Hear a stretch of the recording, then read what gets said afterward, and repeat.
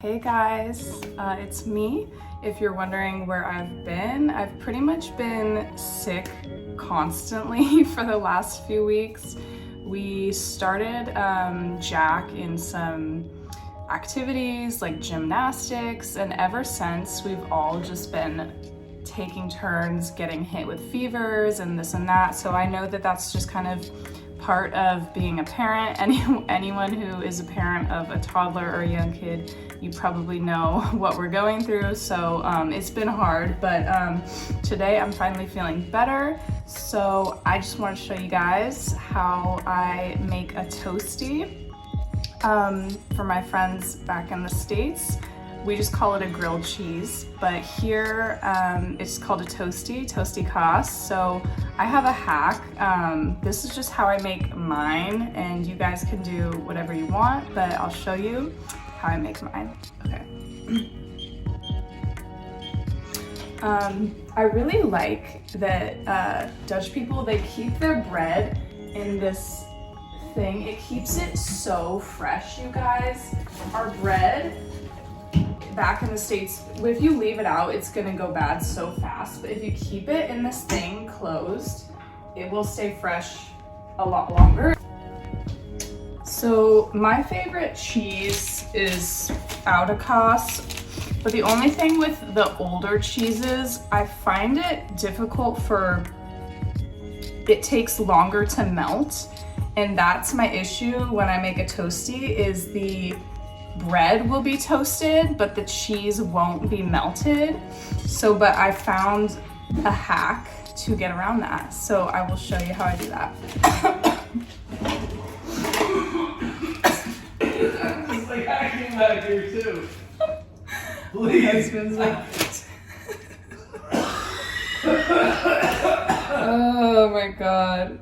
Okay, so obviously I buttered the pan. So, and you guys, don't be basic, put something else. If you have knoflook or if you have pesto. Okay, so basically the hack that I'm gonna show you is you find something like this, and maybe this isn't the best one, but you cover it and then, just wait, is splash water around the edges, but don't get it on the bread, but just splash water around, and that creates a lot of steam. See how this is steaming up, which will melt the cheese. So that's my hack. Nothing genius, but it works for me. So what else has been new? I start my language course in 2 weeks at Freie Universiteit. It's only a couple of hours a week. I wish that I could commit to more than that, but like I said, we still don't have Jack in daycare yet. And what else? We celebrated our 3-year wedding anniversary. So yeah, we've been married 3 years. I can't believe it. Our wedding, we had a really beautiful wedding in Napa Valley. My favorite, I think, thing about that day was everybody got up and spoke and had something to say. So we were so worried that, there was an open toast and, no one was gonna get up and talk, but everybody got up and had something and just kind of wished us well for our marriage. So, yeah, it was in 2019. So before, thank God, it wasn't in 2020, or else I wouldn't have even had a wedding. Something that has been kind of interesting to me is it's one of those things that I didn't realize until we left, until you leave your own country and culture and see another culture. You don't realize, like, Americans are obsessed with weddings, and we are obsessed with marriage, and it seems like here obviously people do get married, but it's not as, I mean, like us American women, we expect, we want that ring, believe me, you know, like I don't think it's for religious reasons. I think just cultural reasons. Like I want the title, I'm his wife, you know, and we want the pomp and circumstance of a wedding. We want all of the events that lead up to that. So, and you know, I think the Dutch women, I just noticed like there's a lot of couples that are together here and they have children and stuff, but they're not married, and I think that's cool, you know. And by the way, like whatever anyone wants to do, no judgment. I mean, believe me. But yeah, so I noticed that a lot of the Dutch women, it seems like they don't really expect that. But yeah, so believe me though, if you're dating an American, you're not going to get away with that. We want that ring. Even my generation, you know, like we're still very much obsessed with weddings. Yeah. So, but here I see families, you know, they have 4 kids and, you know, they're not married, and it's totally not a big deal. So yeah. And then I also noticed it seems like people definitely get married at a younger or an older age here, and the parents are not a lot, but just older. And I think that kind of has been a little bit of a barrier for me in making mom friends, because all of the activities that I'm going to with Jack, the moms are just older. I mean, you know, they look like they're maybe late 30s, you know, so it's kind of a little bit hard to relate. So yeah, and if I do meet a younger mom or someone my age, they're usually not Dutch, they're usually foreign. So that's something that I've noticed.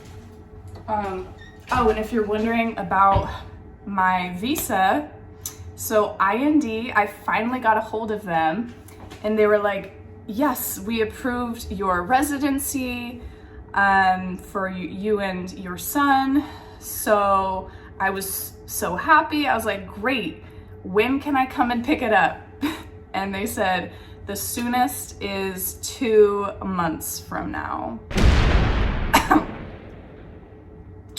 Yeah, so, and this is just a 5-minute appointment. I just show them my passport and they hand me my work permit. So, but 2 months out, you guys. So I was a little bit disappointed, but it's okay. We also celebrated a really big holiday here in the Netherlands, Koningsdag. So we didn't do anything crazy, but my son did find some really cool toys for a really good price. I think that's such a cool concept that the whole country kind of just turns into like this garage sale. I really like that. So yeah, and by the way, our wedding anniversary every year will be on King's Day. So until we get a new monarch, I don't know, that will probably be a long while from now. So, but yeah, so that was my first King's Day. And we also had another holiday back in February, I think, that we didn't celebrate. It was Carnival. So I understand that's celebrated more in the southern part of the Netherlands. So, and I was kind of interested why it kind of goes unnoticed in Amsterdam area and the northern area of the Netherlands. And actually I'm reading, there's reasons for that. This book kind of explains the history of, you know, Catholicism. So Carnival is historically more of a Catholic holiday, and the Protestants were more in the northern region centuries ago. So that's why. So I'm gonna be reacting to this video from the Jaffa show. So I really like his videos. I think they're funny. I'm gonna link his channel down below. This video was filmed 6 years ago, so it's not recent, but it's what Dutch people how they view Americans. So this was filmed during the Obama era, so I think views of us are a little bit different now. And by the way, I know there's going to be some people that are saying, why are you stereotyping? Why are you doing that? I understand, but this is just for fun, so relax. Hi, my name is Yafa, and have you noticed where I'm standing? This city is one of a kind. It's the only city where you can smoke weed, drink alcohol, and take magic mushrooms legally. It's the city that averages the tallest people in the world. When it comes to like stereotypes, what are some of the stereotypes that the Dutch people have about Americans? But the Americans, they're loud mouths, you know, they got a big mouth and they're loud. And another thing they really say a lot is they're fake.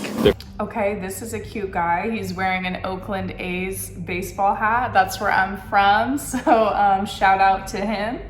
I've heard this before, and I think that this has a lot to do with the way that we greet each other. And the loud part, I think fine, sure. I think that's a fair assessment. But the fake part, that I don't get it. And that's kind of maybe the only thing that you could say that might bother me just a little bit, because I just don't understand, you know, how it's fake to like be excited to see someone. And I mean, that's just how I am. I genuinely like, you know, interacting with people. And it's funny because you guys know Stacy, that's like the first American girl that I had seen in a while since I've been here and actually hung out with. And when I saw her, I was like, hey, you know, because that's how we are. And I get that it's annoying. But you know, what I will say is it feels more fake to me since I've been here to not do that, to kind of downplay my personality. And, you know, something about Dutch people is I feel like in my daily interactions with them, you know, they're very polite, but they're not flat, but they're just more reserved, you know, than Americans. Yeah, you know, I just like that, let's say you're ordering a coffee and I feel like it's a little bit more normal to kind of open up a conversation in the States, and it's very normal over there to kind of even ask a personal question like, hey, do you have any weekend plans? Or even if you don't know them, it's just friendly and it's normal. But here I feel like, yeah, it's kind of different. So yeah, loud and fake.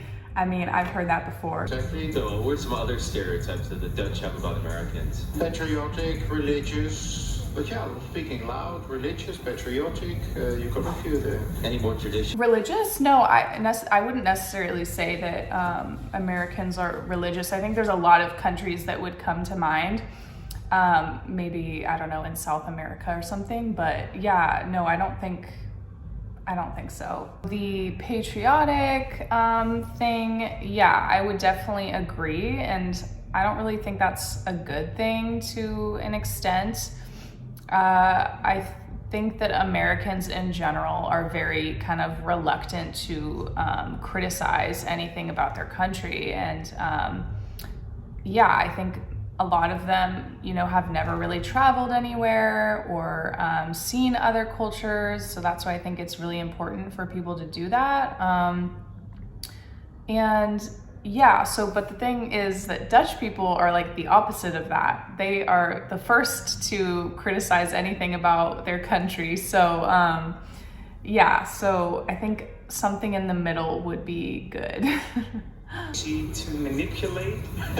For example, in this case, Donald Trump for president. I know a lot of Dutch people really.